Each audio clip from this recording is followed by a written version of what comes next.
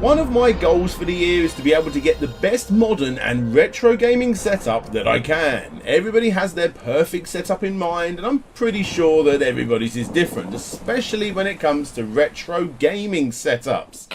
I recently purchased myself the Mega SG and Mega SD because I want the absolute best output I can for my favourite system of all time. And next up, I'll be looking at the very best way to get the perfect signal out of my Dreamcast and Saturn, along with a couple of modes no doubt, in order to completely dominate Sega's home market.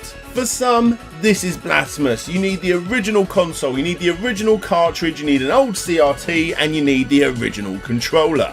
Well, like I said, everybody's opinion will be different, and sure, even though I agree with certain gaming sessions, heck, I still collect for all systems, but for the most part, I want the easiest way to play, the least amount of time and space used to set it all up, and arguably the best experience, not just in the screen quality, but the controllers too. These are the Brook Game Controller Super Converters and the WINGMAN Converter SD. Now, obviously, full disclosure, these have been sent to me for review, no money was exchanged, they haven't seen this video before it's gone live, blah blah blah. In short, this review is 100% my own.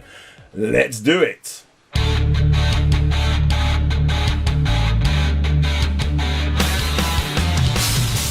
So the Brook Controller Super Converters, in short, they are the best way to use a PlayStation 3, PlayStation 4, Switch Pro or Xbox One controller, including the Elite controllers on all of these different systems. The original Mega Drive / Genesis or the Mega SG, which again is my personal choice. The PlayStation and PlayStation 2, Sega Saturn, the Dreamcast and the Retro Freak.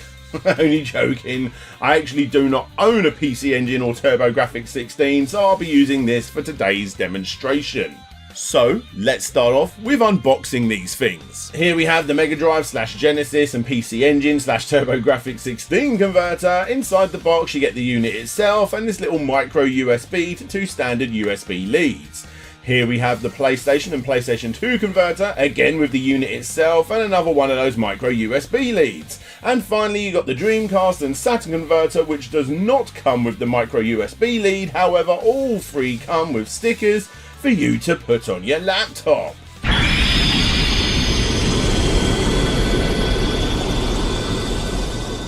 So, how easy is this to actually set up? Well, when it comes down to the Mega SG, which I am using, I actually started to panic a little because after plugging it in and then plugging in the PlayStation 4 controller, the system started flashing orange. I panicked, I quickly turned it off, unplugged it, turned it back on without the converter, and everything was fine. But as soon as I plugged it back in, it wasn't having it. I then went to update the firmware, but this still didn't fix the issue. From what I've read, this is only an issue with the Mega SG, and from what I've seen on other videos I have found online, using real hardware definitely seems to be the easiest option. What I needed to do was actually plug in the power lead and then the controller, and everything works fine. When wired with the PlayStation 4 controller and playing Sonic 3 and Knuckles, a game that's super noticeable if there is any lag and a game that I know very, very well, it was playing perfectly. If there was any lag, I struggled to notice it. And when set up this way, the converter does exactly what it says on the tin. But that's not all, because if you pull out the lead that's connected to the controller, it will instantly disconnect and turn off the controller. And from this point on, you need to push the PlayStation 4 button in the center of the controller and boom, you're now playing Mega Drive games wirelessly using arguably a much more refined controller and an up-to-date controller. You can then by this point unplug the power if you so choose, and it will not interrupt the connection. And if you are lucky and have a USB socket nearby, like I do with my turned off Xbox One X that for whatever reason sends just enough power to boot it,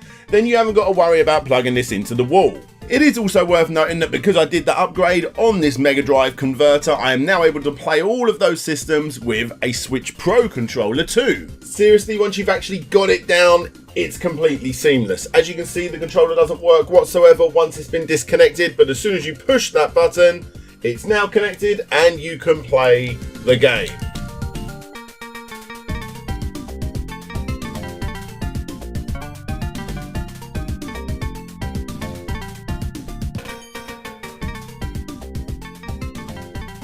And for this particular converter, let's finally check out the PC Engine / TurboGrafx 16 using the Retro Freak.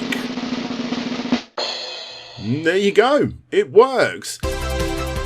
Navigating the menu was quite odd, everything double clicked a little bit, but when you was actually in the game, and I'm assuming this works for any game whatsoever, it was working fine. Now obviously this particular experiment was absolutely pointless because I'm pretty sure you can plug a PlayStation 4 controller into a Retro Freak, not wirelessly I suppose, so there's a plus. But at least this hopefully does answer the question for anybody out there that has anything like a Retron 5 or the Retro Freak or anything like that, that this should, from this particular experiment at least, work for your system.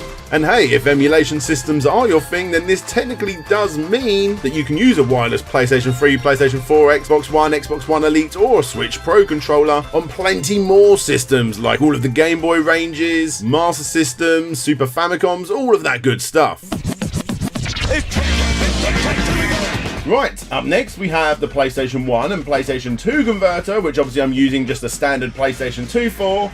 There's not really much to say here, except it works completely flawlessly, just like the Mega Drive converter. It needs its extra power, which thankfully I was able to grab directly from the front of the console itself, and yes, that is it.